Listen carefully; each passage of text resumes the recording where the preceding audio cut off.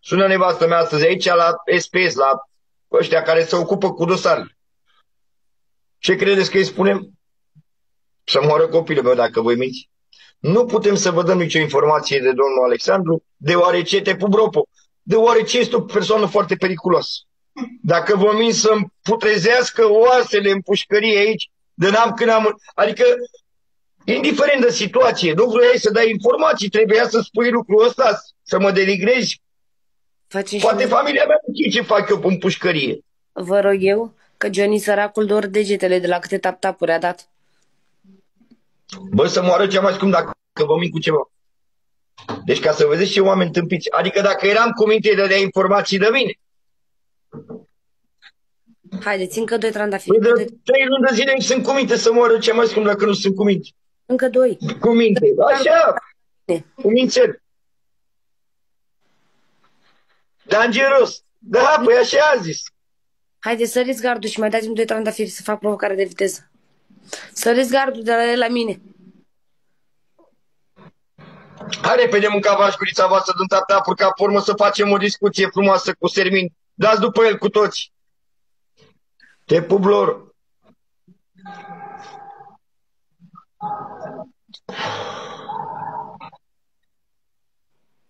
S-a dus prea târziu. Îți mulțumesc, Roa, dar a fost prea târziu. Eu am zis Cu Ovidiu, cu Răchită. Ce să zic, mâncați gurița ta, m-am întâlnit cu băiatul la Arad, băiat bun. N-am ajuns acolo, a venit imediat, m-a ajutat cu ce am avut nevoie, adică prieteni, suntem prieteni. Cu el, cu moldovan. Băieți buni amândoi. Caracter. Bașca că nici proști.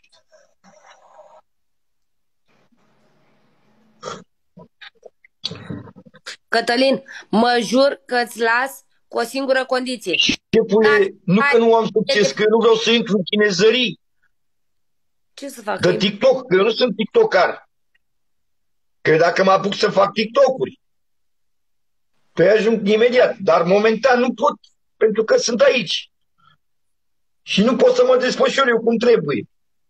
Te pup, Andrei. Că dacă aș putea să mă desfășor, șefule, să mă ies la 30 de vorbe care am.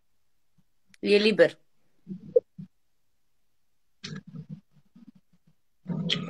Păi normal, șefule.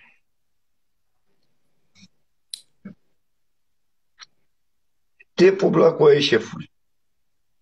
Raul.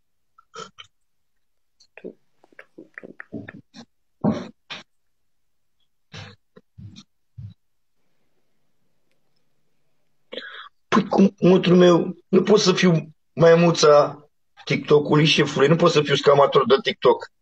Dacă o viață întreagă m-am bătut pentru un nume, am ajuns ca numele meu să ajungă pe TikTok scamator? Meciul ăsta, 1000 de puncte, da. Hai, repede. Repede, repede și-ți dau. Păi intru. Intru cu Sermin după aia. Haideți. Deci, haideți. după atâția ani de glorie, care m-am chinuit și eu mâncava în șcurița voastră și am transpirat și eu atâția ani, nu s-ar vedea urât să-mi las șmecheria pe TikTok? Că dacă ajung să-mi las șmecheria pe TikTok, nu-ți dau atunci. înseamnă că sunt Rata înviat. no-name. Eu nu pot. Cine poate să le trăiască familia, n-am nimica cu băieții. Eu dacă vrea cineva să joace cu mine, joc pe bani. Haideți, dați-mi 1000 de puncte să-l bat pe el și fac ce... Eu pe bani, pe cât 100, ca să nu zică lumea că ne aruncăm la bani mulți, pe cât 100 de euro, care vrea să joace cu mine, intru și joc cu oricare. Facem banii repede transfer, ai pierdut, am pierdut, ți-am făcut banii transfer.